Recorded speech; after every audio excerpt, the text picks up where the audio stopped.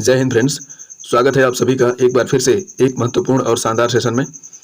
Friends, इस video में हम लोग बात करेंगे मंथली करंट अफेयर्स की, और ये एक क्विक रिकैप होगा क्योंकि इन क्वेश्चंस को ऑलरेडी इन डिटेल हम लोग डिस्कस कर चुके हैं वीकली करंट अफेयर्स के सीरीज में। यहाँ पर स्पीड थोड़ी फास्ट होगी क्योंकि चीज़ों को इन डिटेल नहीं बल्कि शॉर्ट वे में एक ओवरव्यू रिवीजन के तौर पर होगा। तो ये क्लास काफ़ी इंपॉर्टेंट है। अपना रिवीजन जरूर कीजिए और चीज़ों को कंसंट्रेट करते हुए लगातार ध्यान से जरूर पढ़ें, और चैनल को सब्सक्राइब करके आप हमें सपोर्ट जरूर करें। तो आइए क्लास की फटाफट से शुरुआत करते हैं। पहला क्वेश्चन है कि हाल ही में चर्चे में रहा ऑपरेशन मुस्कान किसके द्वारा शुरू किया गया है? सही उत्तर हो जाएगा मुंबई पुलिस के द्वारा। नाबालिग बच्चों को बचाने, ढूंढने तथा उन्हें पुनर्वासित करने के लिए ये खोला गया था। अगला क्वेश्चन है किसकी अध्यक्षता में हाल ही में केंद्र सरकार ने देश में एक वन नेशन वन इलेक्शन के लिए एक कमेटी गठित किया है? भारत के पूर्व राष्ट्रपति श्री रामनाथ कोविंद जी के नेतृत्व में ये कमेटी का गठन किया गया है, और संभावना थी कि वन नेशन वन इलेक्शन से संबंधित बिल भी इस विशेष सत्र जो आहूत किया गया है इसमें लाया जाए, और ये सत्र 18 से 22 सितंबर तक आयोजित किया गया था। हाल ही में रेलवे बोर्ड की पहली महिला अध्यक्ष कौन बनी है? तो जया वर्मा सिन्हा। अगले वर्ष इनका कार्यकाल 31 अगस्त तक होगा। याद रखिएगा, रेलवे बोर्ड की स्थापना 1905 में हुई थी। हाल ही में वर्ष 2023 में रेमन मैग्सेसे पुरस्कार से किस भारतीय चिकित्सक को सम्मानित किया गया है? सही उत्तर हो जाएगा डॉक्टर रवि कन्नन को। ठीक है, ये कैंसर विशेषज्ञ हैं और असम में क्रांति लाने के लिए इनको इस पुरस्कार से सम्मानित किया गया है। रेमन मैग्सेसे पुरस्कार ये परोपकार व समाज सेवा के क्षेत्र में दिया जाता है। एशिया के नोबेल पुरस्कार से भी जाना जाता है। अमेरिकी मैगजीन ग्लोबल फाइनेंस द्वारा जारी बैंकर रिपोर्ट 2023 में गवर्नर आरबीआई के जो भी गवर्नर है शक्तिकांत दास, कौन सी रेटिंग इनको मिली है? तो A+ की रेटिंग मिली है। याद रखिएगा, कुछ समय पहले इनको गवर्नर ऑफ द ईयर भी चुना गया था। हाल ही में किस देश में जनमत संग्रह के आधार पर अपने देश के आदिवासियों तथा नागरिकों को संविधान में मान्यता देने की घोषणा की गई है? ऑस्ट्रेलिया में। ठीक है, इस जो जनमत संग्रह इसका नाम है वॉइस टू पार्लियामेंट। अच्छा, ऑस्ट्रेलिया में हैरिस पार्क का नाम लिटिल इंडिया कर दिया गया है, नाम याद रखिएगा। अगला क्वेश्चन, हाल ही में मध्य प्रदेश के ओरछा में श्री राम राजा लोक की आधारशिला किसने रखी है? मुख्यमंत्री शिवराज सिंह चौहान के द्वारा यह आधारशिला रखी गई है। हनुमान लोक छिंदवाड़ा में और महाकाल लोक ये उज्जैन में तथा अमरकंटक में नर्मदा लोक का उद्घाटन किया जाएगा। वर्ष 2023 में राष्ट्रीय शिक्षक दिवस की थीम क्या है? Teachers at the heart of education recovery. 5 सितंबर को राष्ट्रीय शिक्षक दिवस मनाया जाता है, जबकि 5 अक्टूबर को अंतर्राष्ट्रीय शिक्षक दिवस। अगला क्वेश्चन है चंद्रयान 3 की लॉन्चिंग में काउंटडाउन की आवाज़ देने वाली महिला का हाल ही में निधन हो गया है, उनका नाम क्या है? नाम याद रखिएगा, N वालारमथी। पूरी संभावना है क्वेश्चन ये परीक्षा में पूछा जाएगा। हाल ही में भारत मंडपम नई दिल्ली में नटराज प्रतिमा का निर्माण किसके द्वारा किया गया? तो इसके जो मूर्तिकार हैं वो हैं राधा कृष्ण स्थापति। ये तमिलनाडु तंजावुर से आते हैं। इस मूर्ति की जो ऊंचाई है वो 27 फीट है, वजन 20 टन, लागत इसमें 10 से 12 करोड़ रुपये लगी, और रिकॉर्ड 7 महीने में इसको बना लिया गया है। एक और प्रतिमा का अनावरण द्रौपदी मुर्मू जी के द्वारा ही किया गया, बापू की प्रतिमा का राजघाट में। ठीक है, हाल ही में आसियान भारत शिखर सम्मेलन 2023 का आयोजन कहाँ किया गया था? जकार्ता, इंडोनेशिया में। नाम याद रखिएगा। भारतीय प्रतिनिधि प्रधानमंत्री नरेंद्र मोदी जी थे, और आप जानते हैं कि इसी जकार्ता इंडोनेशिया में आसियान का मुख्यालय भी स्थित है। 1967 में आसियान की स्थापना हुई थी। सदस्य देश अब इसके 11 हो चुके हैं। जल्द ही पूर्वी तिमोर को 11वें सदस्य के रूप में मान्यता मिली है। हाल ही में दुनिया का पहला पोर्टेबल हॉस्पिटल आरोग्य मैत्री क्यूब किस राज्य में लॉन्च किया गया है? सही उत्तर हो जाएगा गुजरात में। ठीक है, अंतर्राष्ट्रीय साक्षरता दिवस को मनाने के लिए भारत में साक्षरता सप्ताह का आयोजन कब से कब तक किया जाएगा? तो आपको मालूम है कि 1 से 8 सितंबर के बीच में इसका आयोजन किया जाएगा। याद रहे कि अंतर्राष्ट्रीय साक्षरता दिवस प्रतिवर्ष 8 सितंबर को मनाया जाता है। हाल ही में नए नागरिक उड्डयन सचिव कौन बने हैं? तो वी वुअल नाम। वर्तमान में नागरिक उड्डयन मंत्री ज्योतिरादित्य सिंधिया हैं। हाल ही में किस राज्य ने बहु विवाह पर प्रतिबंध लगाने के लिए विधेयक लाने की घोषणा की है? असम ने। ठीक है, और दिसंबर 2023 तक ये आने की संभावना है। बहु विवाह से तात्पर्य है कि कोई भी पुरुष या महिला जो एक से अधिक विवाह करता है बहु विवाह होता है। असम के वर्तमान मुख्यमंत्री हेमंत बिस्वा शर्मा है, और गुलाब चंद कटारिया यहाँ के वर्तमान राज्यपाल हैं। हाल ही में सर्वोच्च न्यायालय ने बिहार के किस आरजेडी नेता को किसी मामले में आजीवन कारावास की सजा सुनाई है? तो नाम याद रखिएगा, प्रभुनाथ सिंह। 1995 में एक दोहरा हत्याकांड हुआ था, इस मामले में इनको दोषी करार दिया है सुप्रीम कोर्ट ने। वर्ष 2022 में स्मार्ट सिटी मिशन के तहत उत्कृष्ट प्रदर्शन के मामले में शीर्ष राज्य कौन सा बन गया है? तो मध्य प्रदेश। ठीक है, दुनिया का सबसे बड़ा तैरता हुआ सोलर पार्क भी यहीं खंडवा मध्य प्रदेश में ही स्थापित किया गया है। हाल ही में किस राज्य की रायगढ़ साल तथा जीरा को जीआई टैग मिला है? तो नाम याद रखिएगा, कोरापुट जिला ये उड़ीसा में पड़ता है और इसी के जीरा तथा रायगढ़ साल को जीआई टैग मिला। ठीक है, याद रखिएगा, भारत का पहला प्राइवेट एआई न्यूज एंकर लिसा जिसका नाम है, ये यहीं पर स्थापित किया गया है। हाल ही में दुनिया का पहला पोर्टेबल आरोग्य मैत्री क्यूब, ये क्वेश्चन 2 बार हो गया क्या? चलिए आगे बढ़ते हैं। हाल ही में जम्मू कश्मीर विश्वविद्यालय में भारत का पहला सामुदायिक रेडियो का उद्घाटन किसके द्वारा किया गया?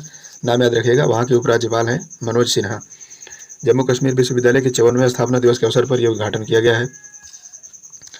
और हाल ही में किस मंत्रालय की ओर से मालवीय मिशन की शुरुआत की गई है? तो केंद्रीय शिक्षा मंत्रालय की ओर से नई दिल्ली में ये लॉन्च किया गया और ये शिक्षकों के लिए एक विशेष प्रशिक्षण होगा जिसके माध्यम से शिक्षा के स्तर में बुनियादी सुधार लाया जा सके। और इसी मौके पर याद रखिएगा, कॉमिक बुक एक लॉन्च की गई शिक्षा मंत्री के द्वारा, उसका नाम था लेट्स मूव फॉरवर्ड। ठीक है, और यूनेस्को और एनसीईआरटी के द्वारा ये बुक निर्मित की गई थी। याद रखिए, 1 से 8 सितंबर के बीच में साक्षरता सप्ताह भी मनाया जाएगा। ठीक है, हाल ही में किस राज्य सरकार ने ट्रांसजेंडर समुदाय को ओबीसी का दर्जा तथा मासिक पेंशन देने की घोषणा की है? नाम याद रखिएगा, झारखंड सरकार के द्वारा हेमंत सोरेन वहाँ के मुख्यमंत्री हैं। और जो ओबीसी है इसी में अब ट्रांसजेंडरों को भी रखा जाएगा, ऐसी एक इनिशिएटिव मध्य प्रदेश सरकार के द्वारा हाल ही में लाई गई थी। ठीक है ना। हाल ही में हिमालय दिवस कब मनाया गया? तो याद रखिएगा, 9 सितंबर को। उत्तराखंड सरकार द्वारा वर्ष 2005 में इसकी शुरुआत की गई थी। भारत के परिप्रेक्ष्य में भौगोलिक तथा प्राकृतिक रूप से हिमालय का अहम योगदान है और इसी को मान्यता देने के लिए, इसी के प्रति जागरूकता लाने के लिए लोगों में ये दिवस मनाया जाता है। G20 शिखर सम्मेलन में किस राज्य की मधुबनी पेंटिंग को प्रस्तुत किया गया था? नाम याद रखिएगा, बिहार। ठीक है, बिहार की एक शिल्प कलाकार है, मधुबनी पेंटिंग कलाकार है शांति देवी, और इनके द्वारा चंद्रयान 3 विषय पर बनाए गए एक पेंटिंग्स को जो है G20 जो नई दिल्ली में आयोजित की गई थी उसमें प्रस्तुत किया गया था।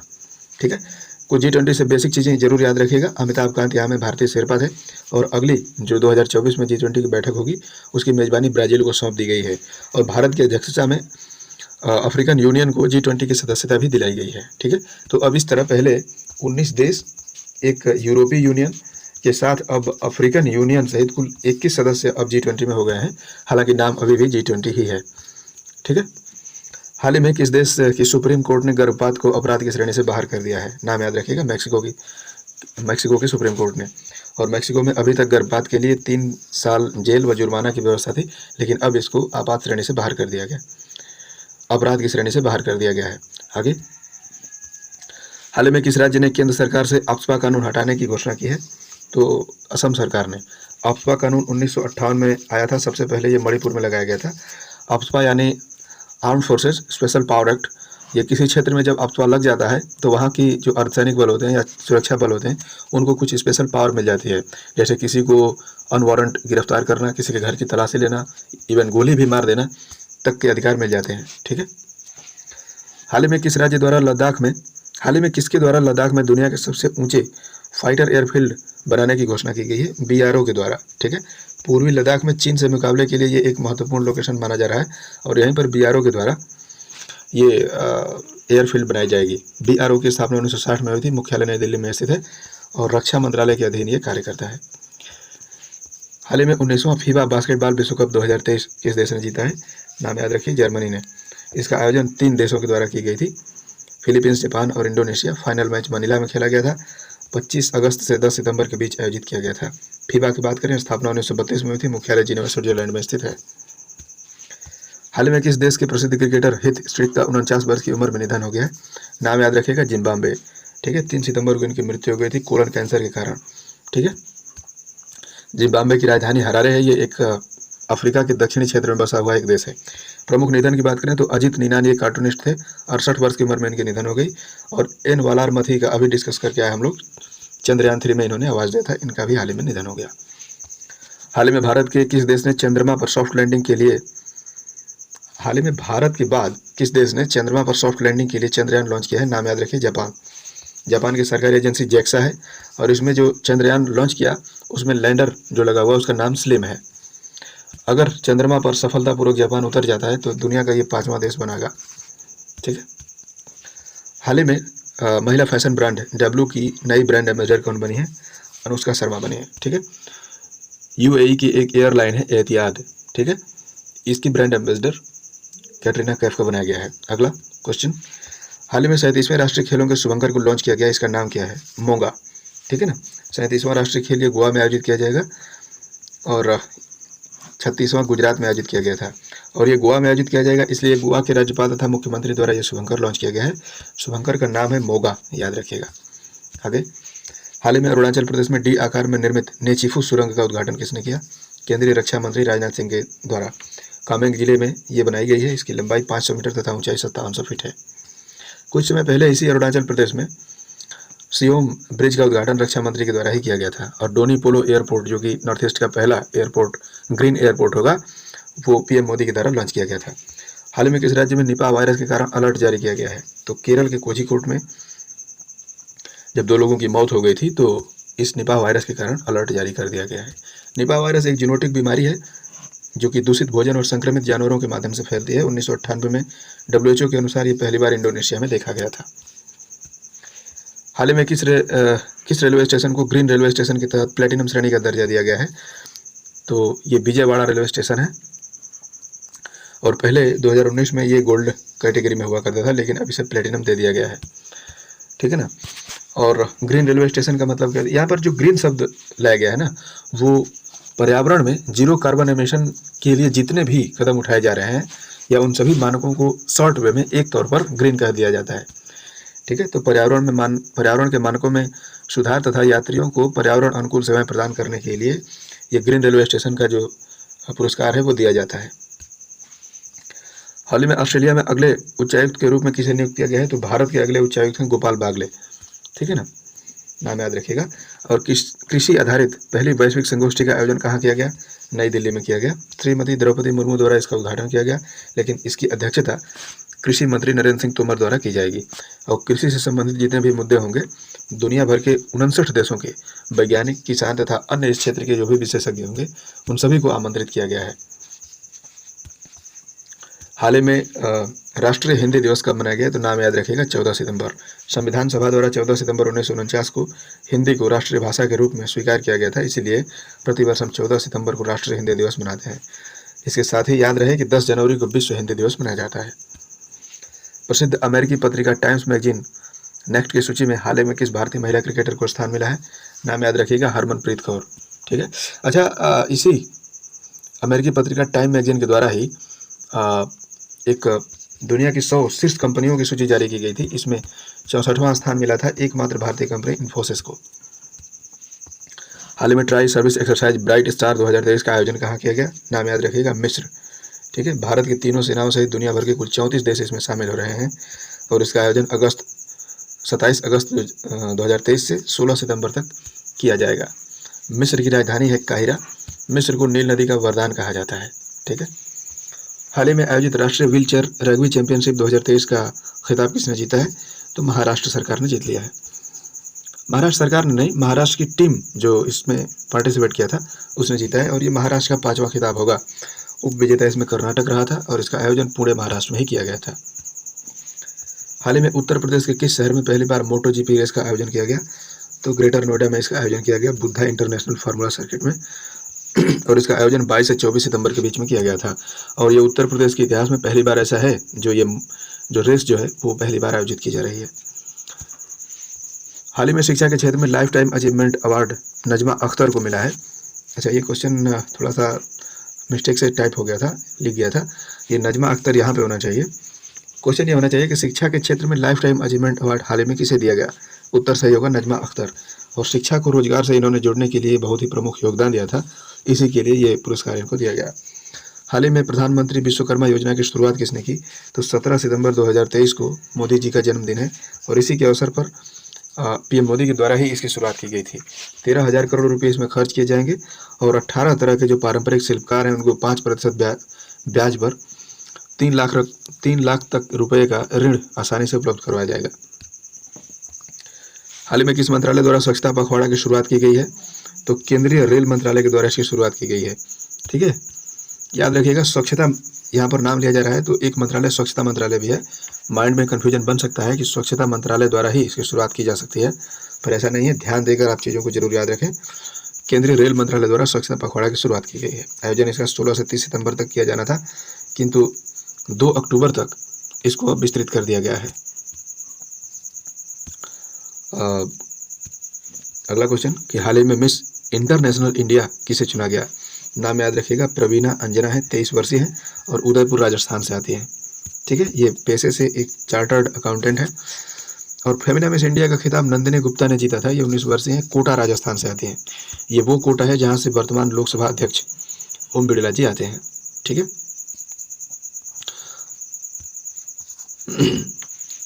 हाल ही में India international convention and expo centre Yashobhoomi का उद्घाटन कहाँ किया गया? नाम याद रखिएगा, द्वारका दिल्ली में पीएम मोदी द्वारा इसका उद्घाटन किया गया था 17 सितंबर 2023 को, जब ये पीएम मोदी का जन्मदिन है। और 1948 में ऑपरेशन पोलो के तहत हैदराबाद को फ्री करवाया गया था, इसीलिए हम हैदराबाद लिबरेशन डे 17 सितंबर को ही मनाते हैं। ठीक है ना। और इसी 17 सितंबर को नई संसद भवन के गज द्वार पर उपराष्ट्रपति जी के द्वारा ध्वजारोहण भी किया गया था। हाल ही में यूनेस्को की विश्व विरासत धरोहर स्थल की सूची में 42वां भारतीय स्थल किसे चुना गया?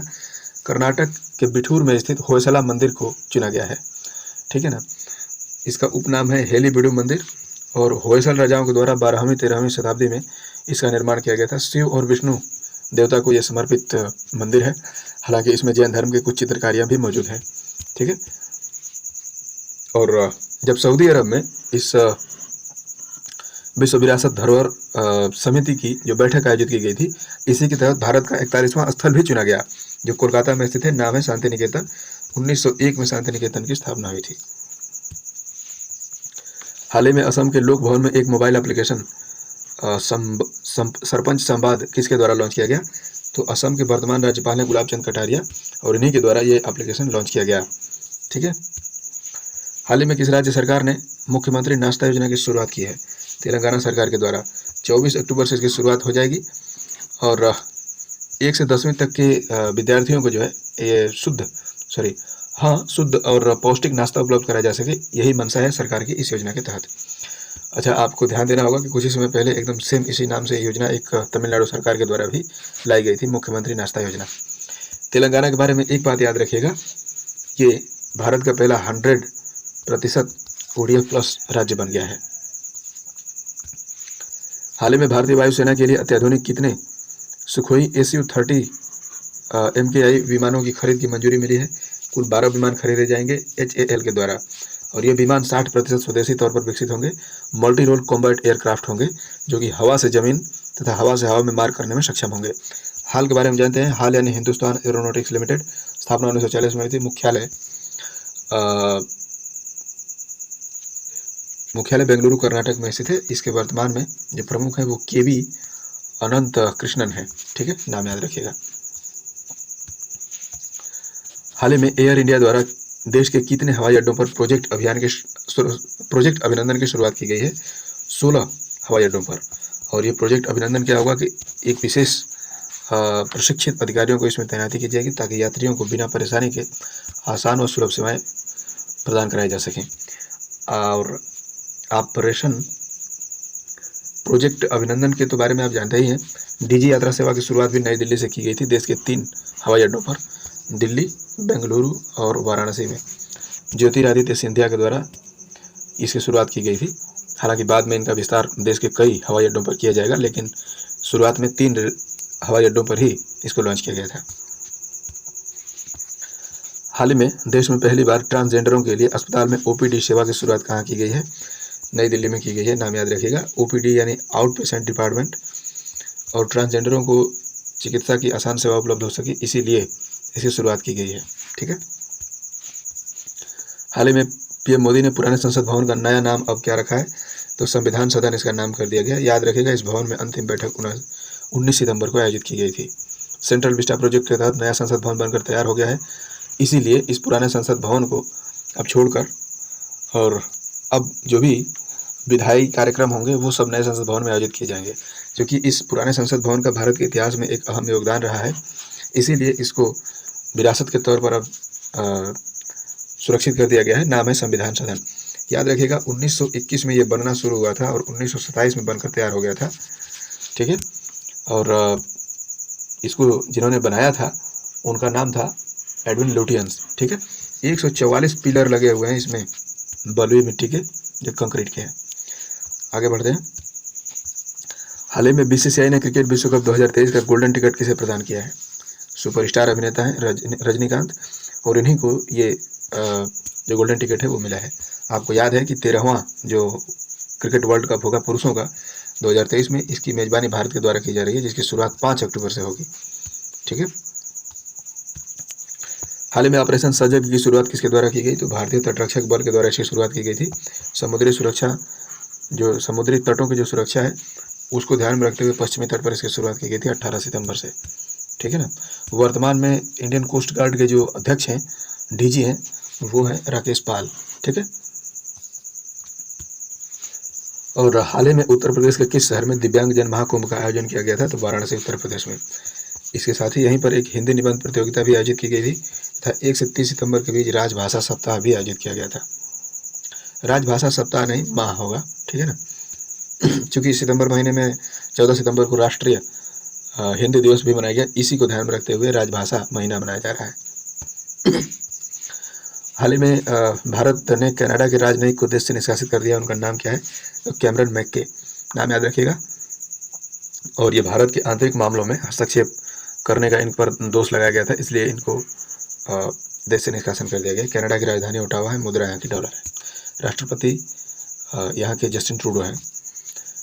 ठीक है, हाल ही में उपराष्ट्रपति जी ने देश के कितने कलाकारों को संगीत नाटक अकादमी पुरस्कार से अमृत पुरस्कार से सम्मानित किया है? इसके तहत संगीत नाटक अकादमी पुरस्कार के तहत अमृत पुरस्कार से कितने लोगों को सम्मानित किया गया?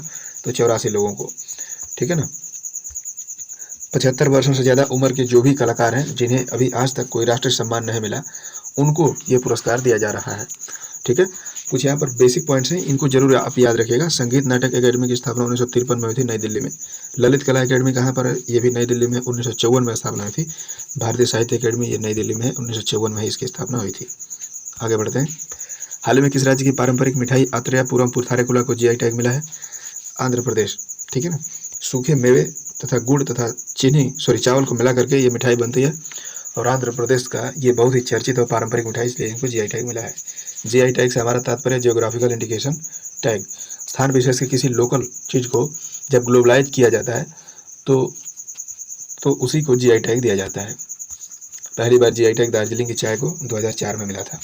आगामी गणतंत्र दिवस 2024 के लिए मुख्य अतिथि के रूप में किसे आमंत्रित किया गया है? अमेरिका के वर्तमान राष्ट्रपति जो बाइडेन हैं, इन्हीं को आमंत्रित किया गया है। 2023 में मिस्र के राष्ट्रपति अब्देल फतेह अल सीसी को आमंत्रित किया गया था। हाल ही में प्रथम आसियान संयुक्त सैन्य अभ्यास SX-01N का आयोजन कहाँ किया गया? इंडोनेशिया के दक्षिण सागर में इसका आयोजन किया गया था। याद रखिएगा, इसमें कुल शामिल सदस्य 11 थे, क्योंकि अब आसियान के सदस्य देशों की संख्या अभी 11 हो चुकी है। स्थापना आसियान की 1967 में हुई थी और मुख्यालय इसका जकार्ता में है। पूर्वी तिमोर 11वें सदस्य के रूप में आसियान में जल्दी शामिल हुआ था। अच्छा, यहाँ पर आसियान का फुल फॉर्म क्या होता है? तो association of south east Asian Nations. Bharat ASEAN का सदस्य नहीं, एक अच्छा दोस्त जरूर है।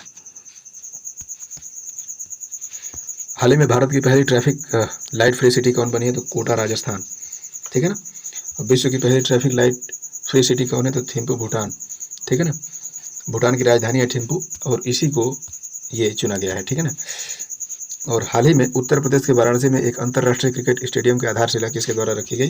तो प्रधानमंत्री मोदी जी के द्वारा ये आधारशिला रखी गई। भगवान शिव तथा उनसे जुड़ी जो भी चीज़ें हैं उनकी थीम पर आधारित ये क्रिकेट ग्राउंड होगा और 450 करोड़ रुपये की लागत से ये बन रहा है। 30 एकड़ में इसका क्षेत्रफल होगा। उत्तर प्रदेश से संबंधित कुछ और करंट अफेयर जान लीजिए। तो मैंने अभी आपको बताया कि दिव्यांग जन महाकुंभ का आयोजन वाराणसी में किया गया था, और भारत ड्रोन शक्ति 2023 का आयोजन गाजियाबाद के हिंडर एयरबेस पर रक्षा मंत्री राजनाथ सिंह जी के द्वारा कुछ ही समय पहले उद्घाटन किया गया था। हाल ही में संसद में महिला आरक्षण बिल के रूप में किस क्रम के संविधान संशोधन विधेयक को पेश किया गया? केंद्रीय कानून मंत्री द्वारा 128वें संविधान संशोधन बिल को लोकसभा में पेश किया गया, और बिल का नाम है नारी शक्ति बंधन अधिनियम। इसके तहत महिलाओं को 33% आरक्षण दिए जाएंगे, और यदि आरक्षण मिल जाता है तो वर्तमान में लोकसभा में महिलाओं की संख्या 82 है, जो कि बढ़ करके 181 हो जाएगी।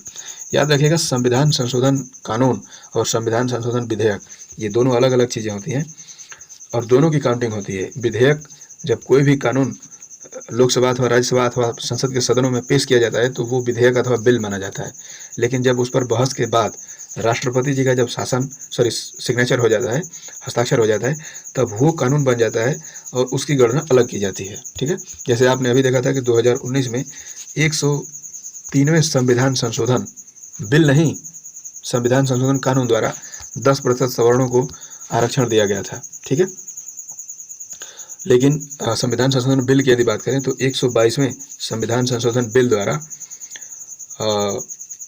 जीएसटी देश में लागू की गई थी, जो कि 101वां संविधान संशोधन था। तो बिल नंबर देखें तो 122वां, संविधान संशोधन नंबर देखें तो 101वां।